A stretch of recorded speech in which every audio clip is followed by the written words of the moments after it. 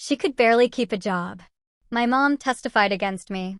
Then the chief judge stood up and said, "She's been on the bench for 6 years." My mom's face turned pale. Can you believe your own mother would try to destroy you in court? It's a gut punch I never saw coming, especially after spending my entire life just trying to earn her approval. But there I was, watching her testify that I was an unstable mother who could barely hold a job. What she didn't know, what no one in that room knew, was that I'd been a family court judge for 6 years. The Chief Justice knew exactly who I was, and what happened next, well, it silenced the entire courtroom. Growing up in Lexington, a quaint town right outside Boston, I always felt like I was performing on a stage where the sole audience member, my mother Evelyn, never applauded. Our modest two-story colonial house looked perfect from the outside, just the way she wanted everything in her life to appear. But inside those walls? That was a different story. My mother was the embodiment of perfectionism. Nothing was ever good enough, especially when it came to me. An A-? Why wasn't it an A+? Second place in a competition? Look at the girl who came in first. Her standards were impossible, her criticism relentless. Adelaide, stand up straight. Adelaide, your hair is a mess. Adelaide, that outfit makes you look heavy. Her words followed me everywhere, echoing in my head even when she wasn't around.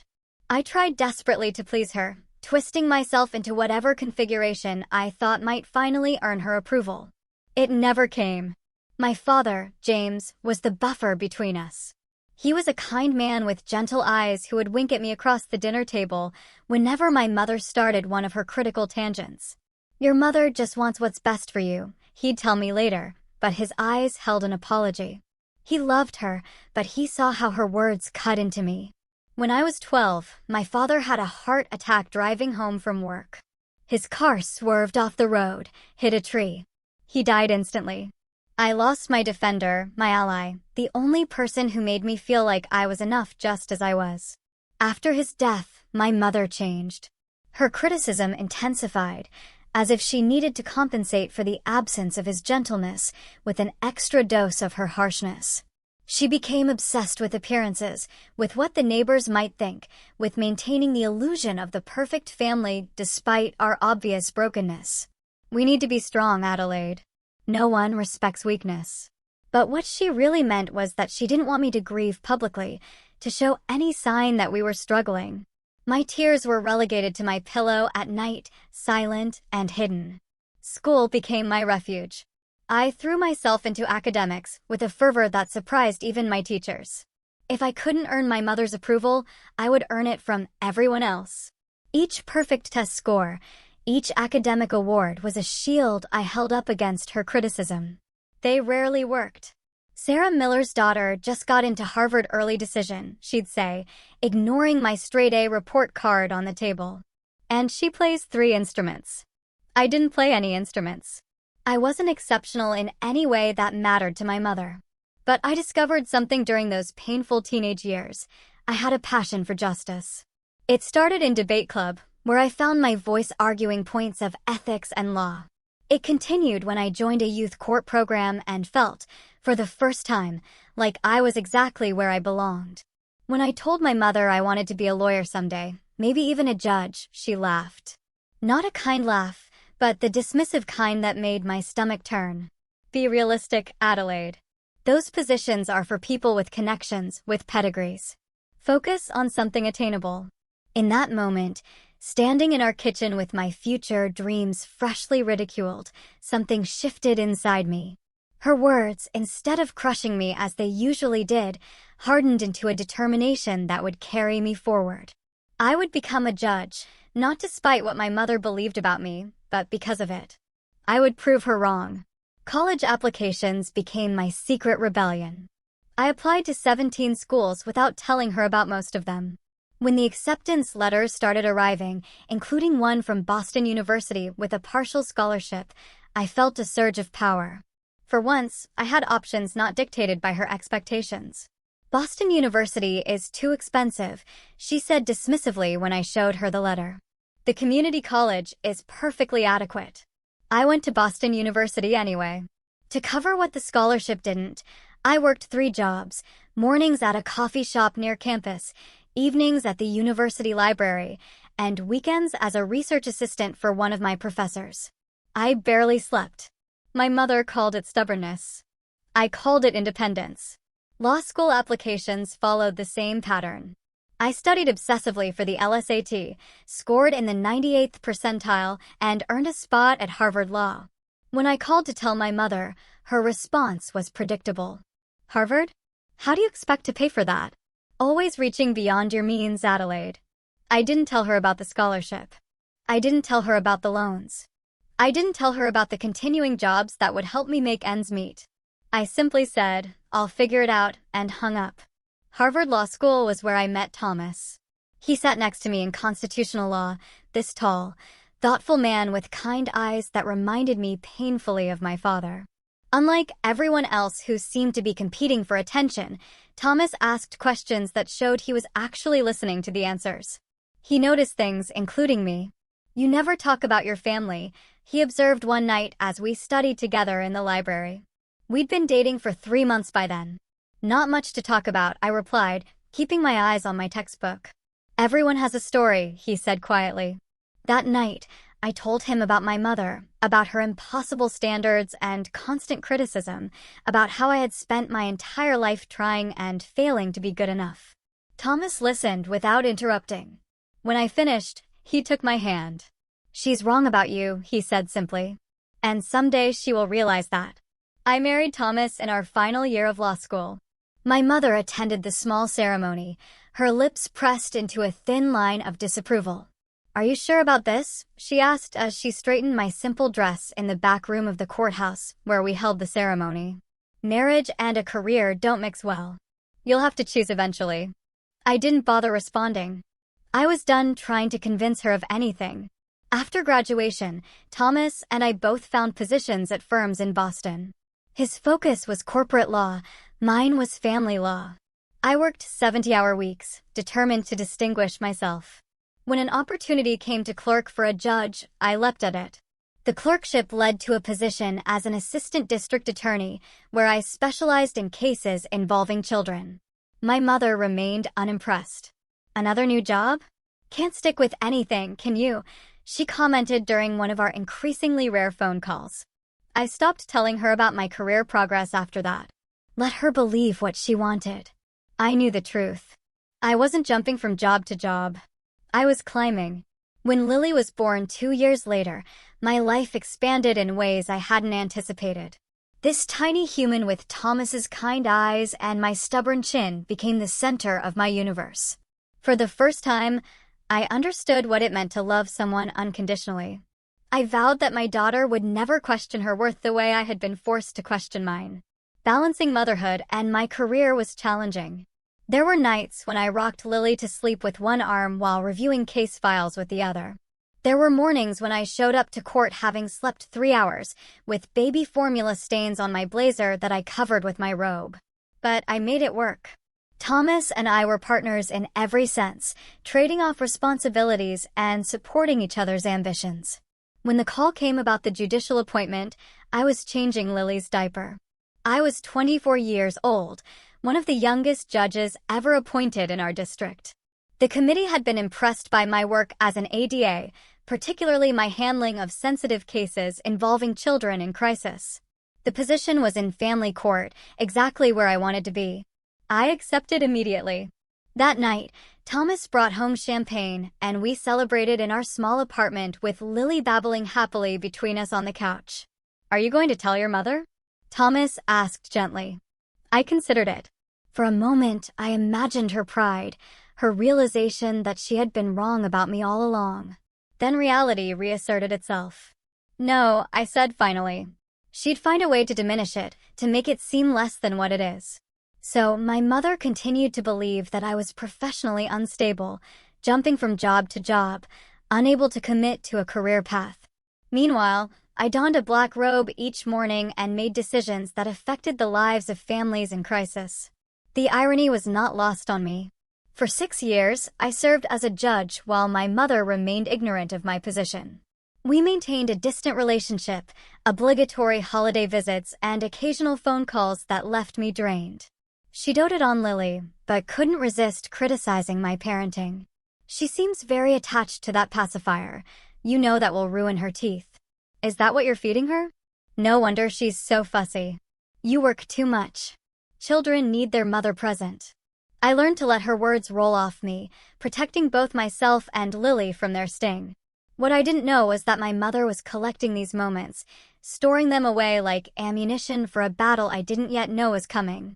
The call came on a Tuesday evening. I was in my chambers reviewing a particularly difficult custody case when my sister Natalie's name flashed on my phone screen. Natalie and I had never been close. 2 years younger than me, she had been our mother's favorite, the compliant daughter who never challenged authority. At least, that was true until her junior year of college, when she dropped out and disappeared into a world of substance abuse that had claimed her for the past decade. Adelaide, her voice was thin, fragile. I need help. She was in rehab again, her third attempt at sobriety.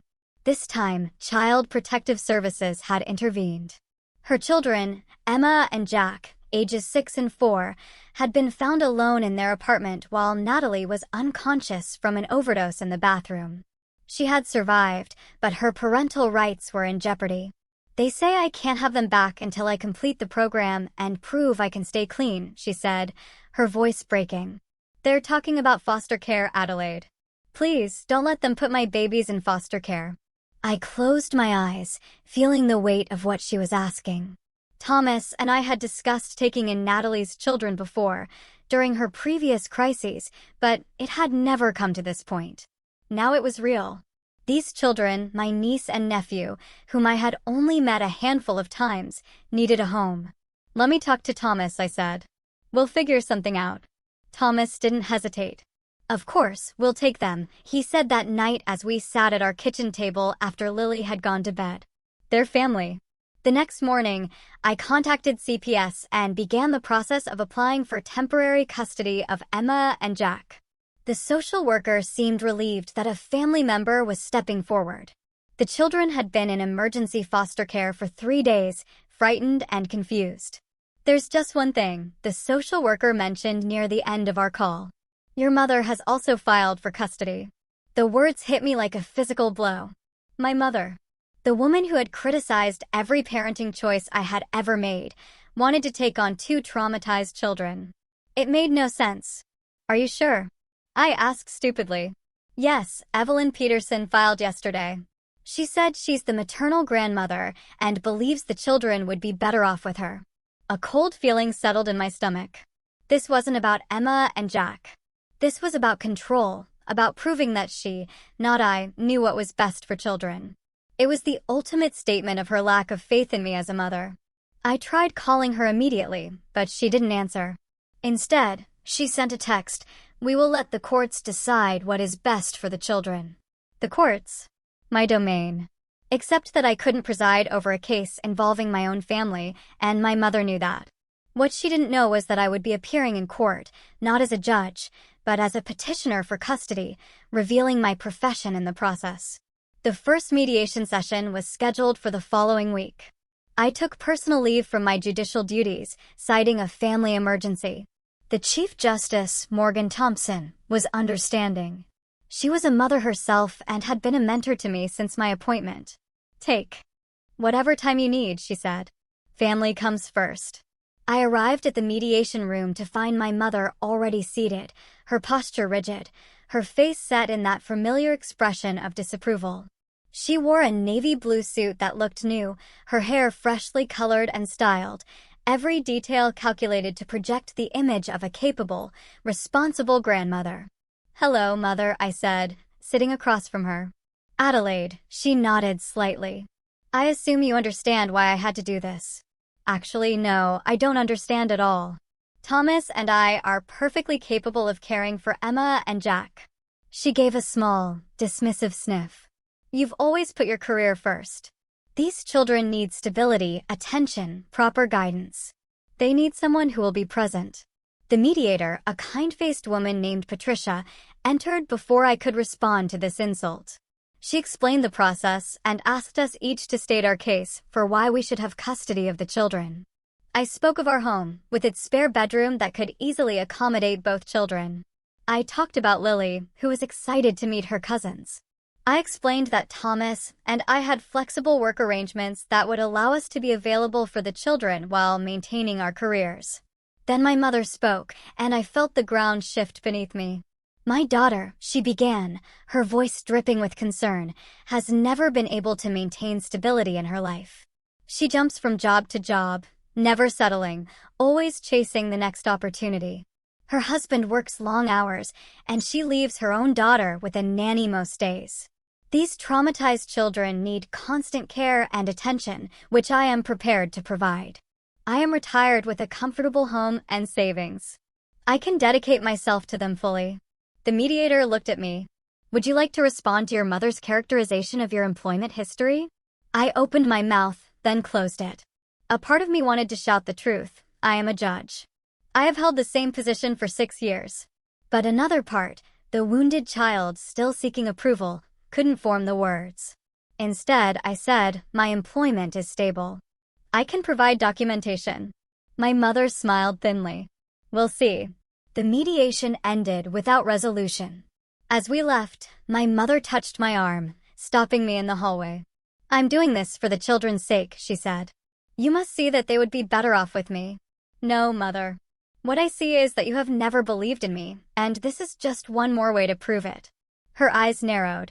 If you really cared about those children, you would step aside. I pulled my arm away. If you really cared about me, you would have supported me just once in my life. I walked away, my hands shaking. This was no longer just about Emma and Jack, though they remained my primary concern. This was about 3 decades of criticism and doubt. This was about finally standing up to the woman who had never thought I was good enough. What I didn't know then was how far she would go to win. She's gathering evidence against you. My attorney, Sophia Winters, informed me during our preparation session for the custody hearing. We sat in her office, a sunlit space with views of the Boston skyline that contrasted sharply with the darkness of our conversation. Evidence? What kind of evidence? I asked, though a part of me already knew the answer. Sophia slid a folder across her desk. Your mother has submitted a detailed account of what she calls your parental deficiencies. She has dates, incidents, quotes. She claims you have been neglectful of Lily and would be similarly neglectful of Emma and Jack. I opened the folder with trembling hands.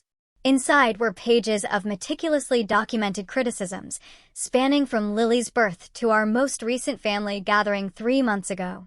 Every perceived mistake, every parenting choice my mother disagreed with, all carefully noted with dates and circumstances. April 3rd, 2 years ago. Adelaide arrived 45 minutes late to Easter dinner. Lily was fussy and appeared overtired. When I suggested the child needed a more consistent schedule, Adelaide dismissed my concern. November 28th last year found Lily playing unsupervised in the living room while Adelaide was on her phone in the kitchen. Child could have injured herself on numerous hazards. On and on the list went, a chronicle of manufactured inadequacies that made me look like a careless, self-absorbed mother. The final entry turned my blood cold. June 10th this year, Adelaide admitted she sometimes takes work calls during Lily's dinner time, prioritizes career over child's basic needs. Pattern of behavior suggests fundamental unsuitability for taking on additional childcare responsibilities. She has been planning this, I whispered. All those visits, those times she offered to watch Lily, she was building a case against me. Sophia nodded grimly. And she has recruited witnesses. Your Aunt Claire, your cousin Beth, even your old neighbor, Mrs. Sullivan, all prepared to testify about your supposed shortcomings as a parent. I leaned back in my chair, feeling like the air had been sucked from the room. They don't even know me. I see Aunt Claire once a year at Christmas. She moved away when Lily was an infant. Your mother can be very persuasive, it seems, Sophia said. And people are often willing to make statements about things they have minimal direct knowledge of, especially when it comes to family matters.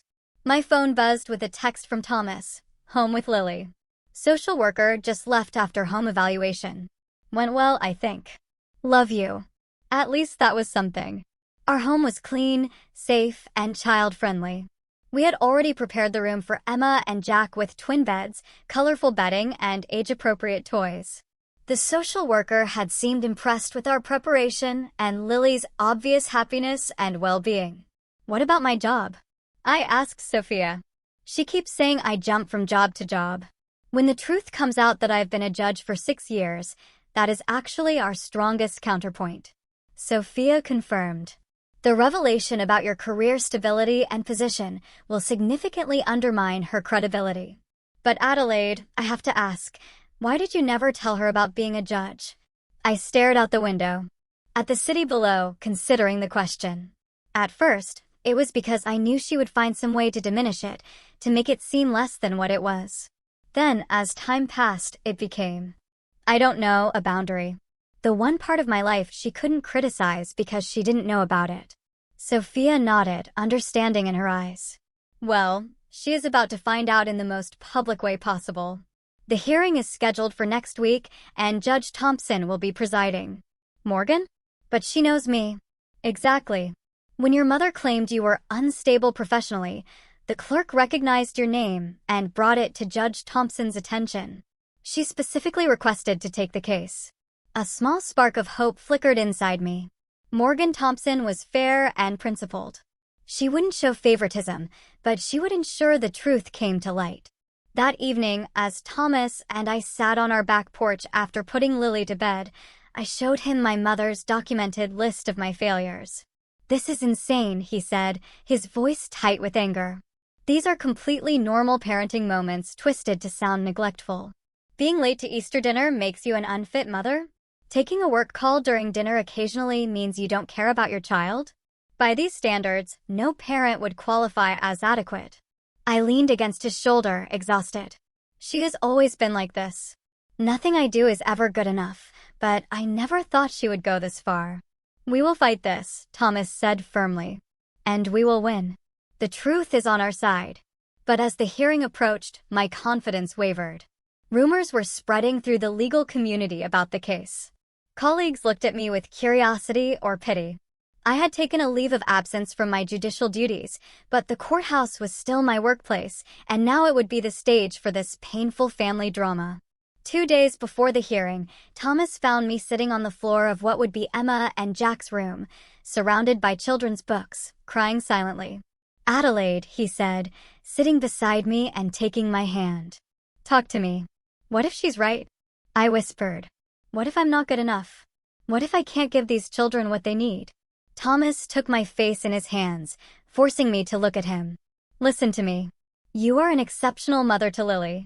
You will be an exceptional aunt and guardian to Emma and Jack. Your mother's voice in your head is not the truth. It never has been. I nodded, wanting desperately to believe him. The day before the hearing, we met with Emma and Jack for the first supervised visit CPS had arranged. They were beautiful children, with Natalie's dark hair and solemn eyes. Emma, the 6-year-old, was protective of her younger brother, constantly checking to make sure he was okay. Jack, at 4, was shy but curious, peeking at us from behind his sister. Hi, I said, kneeling to their level. I'm your Aunt Adelaide, and this is your Uncle Thomas, and this is your cousin Lily. Lily, excited to meet her cousins, stepped forward with a book in her hands. Do you like stories? She asked them. Emma nodded cautiously. Me too, Lily said, and sat down cross-legged on the floor, patting the space beside her. Slowly, Emma and Jack joined her, and as Lily began to read the book she had memorized, I saw the first hint of relaxation in their small bodies. Thomas squeezed my hand, and in that moment, I knew with absolute certainty that we were doing the right thing.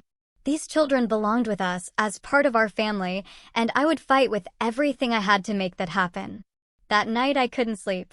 I kept imagining the courtroom, my mother's accusations, the public revelation of my career. Tomorrow, everything would change. For better or worse, the truth would finally come out. The morning of the hearing dawned clear and bright. A beautiful June day that belied the storm brewing inside the courthouse. I stood on the steps of the building where I normally entered through the judicial chambers, feeling strangely disoriented. Today, I would walk through the main entrance like any other citizen seeking justice. Ready? Thomas asked, his hand steady on my back. I nodded, though ready was the last thing I felt. We dressed carefully that morning, professional but approachable. I wore a navy blue dress with a light cardigan, deliberate choices to project stability and warmth. Thomas was in a gray suit, his lucky tie, the one Lily had picked out for him on his last birthday. Inside, the courthouse was already bustling with the day's business. A few colleagues nodded to me as we passed, their expressions carefully neutral. News of the case had spread, and I could feel curious eyes following us as we made our way to the designated courtroom. My mother was already there, seated beside her attorney, a sharp-featured man named Richard Harlow, known for his aggressive tactics in family court. She wore a conservative gray suit with a pearl necklace, her hair perfectly styled, the very picture of a dignified grandmother. When she saw me, she straightened her shoulders, but didn't acknowledge me otherwise. Emma and Jack's social worker, Miss Patel, sat in the front row, a thick file on her lap. She had visited both our home and my mother's during the evaluation process. Her report would carry significant weight in the judge's decision. At precisely 9 o'clock, the bailiff called the court to order, and Chief Justice Morgan Thompson entered. Tall and imposing in her black robes, with silver threaded through her dark hair, she commanded respect merely by her presence. She nodded to the court and took her seat. "We are here in the matter of guardianship for minors Emma and Jack Collins," she began, her voice clear and authoritative. "I understand both the maternal aunt, Adelaide Bennett, and the maternal grandmother, Evelyn Peterson, are seeking custody." The preliminary matters proceeded with formal statements from both attorneys. Sophia presented our case first, highlighting our stable home, financial security, and commitment to keeping the siblings together in a loving family environment with their cousin. She mentioned my stable employment without specifying my role as a judge, as we had agreed to let that revelation come naturally. Then Richard Harlow rose for my mother's case. His opening statement painted a picture of my mother as the selfless grandmother willing to devote her retirement years to raising her grandchildren, contrasted with me, the supposedly career-obsessed niece who couldn't be relied upon. "Your Honor," he concluded, "we will present evidence that Miss Bennett's home environment and work history make her fundamentally unsuitable as a guardian for these vulnerable children." I felt Thomas tense beside me at these words. I squeezed his hand silently, urging him to remain calm. We had anticipated this approach. The first witnesses. Ian before. For the first time in my memory, she looked small. The next witness was Miss Patel, the social worker, who testified that both homes were physically appropriate for the children, but that her recommendation favored placement with us due to the presence of a cousin close in age and the strong family unit we had demonstrated. Finally, it was my turn to testify. As I took the oath, I felt a strange sense of peace. The truth was out now. Whatever happened next, I would no longer be carrying the weight of that secret. Sophia led me through questions about our home, our plans for integrating Emma and Jack into our family, and my relationship with my sister Natalie. Then she addressed the elephant in the room. "Adelaide, could you explain to the court why you never informed your mother about your position as a judge?" I took a deep breath and looked directly at my mother for the first time that day. From the time I was a child, nothing I did was ever good enough. Every achievement was met with criticism. Every goal dismissed as unrealistic. When I was appointed to the bench 6 years ago, I made the decision not to share that information with my mother because I wanted one part of my life to be free from her judgment. I wanted to do my job without hearing all the ways she thought I was failing at it. The courtroom was silent as I continued. I am not an unstable person. I am not an inadequate mother. I have built a career I am proud of, a family I cherish, and a home where Lily thrives. Emma and Jack deserve that same environment. They deserve to grow up believing in themselves, not constantly questioning their worth. When Sophia finished her questions, Richard Harlow declined to cross-examine me. There was nothing left to challenge. Chief Justice Thompson called a recess before delivering her decision. As we filed out of the courtroom, I caught a glimpse of my mother sitting alone on a bench in the hallway, looking lost. For a moment, I almost went to her.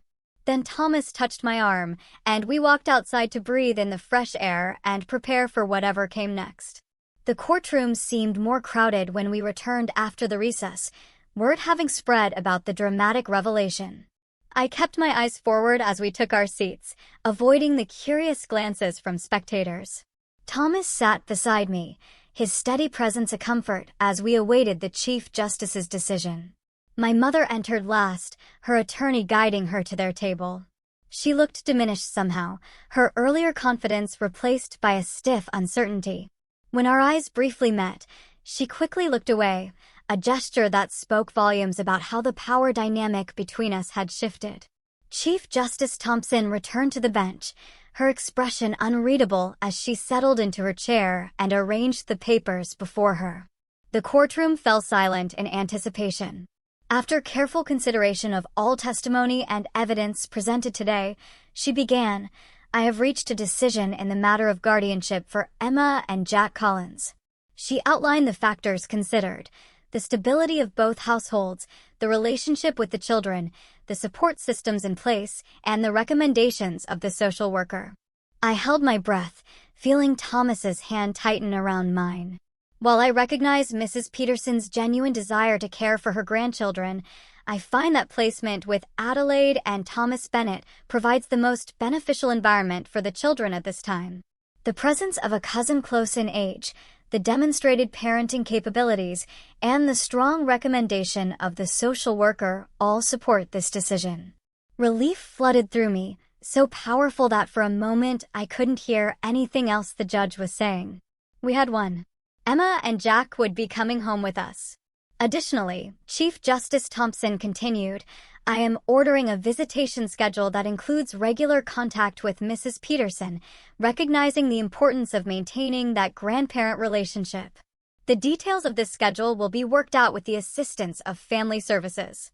My mother's attorney leaned over to whisper something to her, but she shook her head slightly, her eyes fixed on the surface of the table before her. "This court will retain jurisdiction to modify these arrangements as circumstances change, including potential reunification with the mother upon successful completion of her rehabilitation program. Court is adjourned." The gavel struck, and the tension that had held me rigid throughout the hearing finally released. Thomas embraced me, and I buried my face against his shoulder, overwhelmed with emotion. "Congratulations," Sophia said warmly as people began to file out of the courtroom. "This is the right outcome for those children." I nodded, unable to form words past the lump in my throat. As we gathered our things to leave, I noticed my mother still seated at her table, now alone as her attorney spoke with the court clerk across the room. On impulse, I approached her. "Mother," I said softly. She looked up, her expression a complex mixture of emotions I couldn't fully decipher. Hurt? Certainly. Anger, perhaps. But also something that might have been shame. 6 years, she said, her voice barely audible. "You've been a judge for 6 years, and I didn't know." "You never asked," I replied simply. "You assumed I was failing." She flinched slightly at my words. "I was trying to protect you from disappointment. The world is harsh, Adelaide. By making sure I never felt good enough? That was not protection. That was control." Her lips pressed into a thin line. "You have always been so stubborn, so convinced you knew better than me." "And I proved I did," I said, not unkindly. "Mother, I built a life you know nothing about because you never bothered to really see me, to listen to me. You created a version of me in your head that does not exist." She looked away, gathering her purse and standing abruptly. "The judge said I get visitation with the children." "Yes, and we will honor that. But there will be boundaries, Mother. I will not allow Emma and Jack to grow up feeling the way I did. Constantly criticized and diminished." "I never," she began, then stopped. For perhaps the first time in our relationship, she seemed at a loss for words. "We can talk about arrangements next week," I said. "For now, Thomas and I need to prepare for bringing Emma and Jack home." I turned to go, but her voice stopped me. "Adelaide." She hesitated. "Congratulations on becoming a judge. That is quite an achievement." The words were stiff, awkward, as if she was speaking a foreign language, but they were the closest thing to approval she had offered me in decades. I nodded once in acknowledgement, then walked away to join Thomas and Sophia by the door. Outside the courthouse, the bright afternoon sunlight felt symbolic, illuminating a new chapter in all our lives. Thomas called the social worker to arrange for Emma and Jack to move in the following day. I stood on the steps, breathing deeply, feeling both victorious and strangely sad. "Are you okay?" Thomas asked, slipping his arm around my waist. "Yes," I said. "It's just, I never wanted it to come to this. A public confrontation, our family issues exposed in court." "I know, but maybe it needed to happen. Your mother has been living in a fiction of her own creation for years. Now she has to face reality." We drove home to prepare for the children's arrival, stopping to buy a welcome banner that Lily insisted on making herself. As I helped her with the letters, carefully guiding her small hands, I made a silent vow that these children would always know they were enough, exactly as they were. That evening, as we finished dinner, the doorbell rang. Thomas went to answer it while I helped Lily with her dessert. A moment later, he returned to the kitchen with an unexpected visitor. My mother stood awkwardly in our dining room, looking out of place and uncomfortable. Lily, always friendly, waved happily. "Hi, Grandma." "Hello, Lily," my mother said, her voice softer than usual. Then to me, "May I speak with you privately?" Thomas nodded to me. "I'll get Lily ready for bath time. Take your time." I led my mother to the living room, gesturing for her to sit on the couch while I took the chair opposite. For a long moment, neither of us spoke. "Your home is lovely," she finally said, glancing around at the comfortable, lived-in space with toys neatly corralled in colorful bins and family photos on every surface. "Thank you," I replied, waiting for whatever had brought her here. She smoothed her skirt over her knees, a nervous gesture I had rarely seen from her. "I have been thinking about what happened today, about what you said. Perhaps I have been too critical over the years. I thought I was preparing you for a world that would judge you harshly. I didn't want you to be disappointed when things didn't work out as you hoped. But things did work out, Mother," I said gently. "I became exactly what I said I wanted to be, and you missed it because you were so certain I would fail." She flinched slightly. "Yes, I see that now." She paused, struggling visibly with what to say next. "Adelaide, I don't know how to be different than I am, but I would like to try. For Emma and Jack's sake, and for Lily's, and perhaps for ours as well." It was not quite an apology, but from my mother, it was extraordinary, an acknowledgement, at least, that something needed to change. "It will take time," I said carefully. "Trust is built slowly, especially after it has been broken repeatedly." She nodded, her eyes downcast. "I understand. I just want a chance. We can start with the visitation schedule for Emma and Jack," I offered. "Perhaps you could come for Sunday dinners. Spend some time getting to know them in our home first, where they feel safe." "I would like that," she said. And for a brief moment, I glimpsed something in her eyes I had been seeking my entire life: respect. As she rose to leave, she paused by the mantel where a photo stood, me in my judicial robes, Thomas and Lily beside me at my investiture ceremony. "You look very distinguished," she said quietly. "Your father would have been proud." She left before I could respond, the mention of my father bringing a fresh ache to my heart. I stood in the doorway watching her walk to her car, this complicated woman who had shaped so much of who I was, for better and worse. Thomas found me there a few minutes later, still looking out at the now empty street. "What did she want?" he asked gently. "A second chance, I think." He wrapped his arms around me from behind, resting his chin on my shoulder. "Are you going to give it to her?" I considered the question carefully. Not unconditionally, but yes. A chance for the children's sake, and maybe for hers, too. She's not young anymore, Thomas. I don't want to look back someday and regret not trying. He nodded against my shoulder. "You have always been the strongest person I know, Adelaide Bennett, and the most compassionate."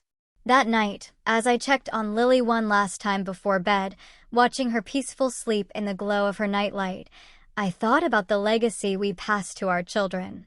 Not just our features or our mannerisms, but our wounds, our fears, our beliefs about ourselves and the world. I had spent 30 years believing I was never quite good enough because that was what my mother had taught me. I would not pass that belief to Lily or to Emma and Jack. Tomorrow would bring new challenges, integrating two traumatized children into our home, establishing boundaries with my mother, balancing my return to the bench with my expanded family responsibilities. But tonight, in the quiet of my daughter's room, I felt ready for whatever came next. For the first time in my life, I knew with absolute certainty that I was enough. 3 months after the courtroom revelation, I stood in my chambers, adjusting my judicial robe before heading into court. The familiar weight of the black fabric settled on my shoulders, a physical reminder of the authority I had earned and the responsibility I carried. On my desk sat 3 framed photos, one of Thomas and me on our wedding day, one of Lily at her 5th birthday party, and a new addition, Emma and Jack laughing as they played in our backyard sprinkler with Lily. My return to the bench after the custody hearing had been met with quiet respect from my colleagues. No one mentioned the case directly, but I had received several notes of support and the occasional knowing nod in the courthouse hallways. Chief Justice Thompson had stopped by my chambers on my first day back. "Family comes first, Adelaide," she had said simply. "But we are glad to have you back. The children who come before this court need judges who understand what is truly at stake." I had thanked her, not just for her words, but for her role in revealing the truth. She had waved away my gratitude. The truth has a way of emerging when it is most needed. At home, we had settled into a new rhythm with 5 of us instead of 3. Emma and Jack had arrived with small suitcases and guarded expressions, uncertain of this new arrangement. Lily had immediately appointed herself their personal tour guide, showing them the backyard tree swing, the secret cupboard under the stairs where we kept board games, and the kitchen drawer dedicated to art supplies. "You can have anything in here," she had told them solemnly. "Except the glitter. That is only for special projects because Daddy says it multiplies when you are not looking." The first few weeks had been challenging.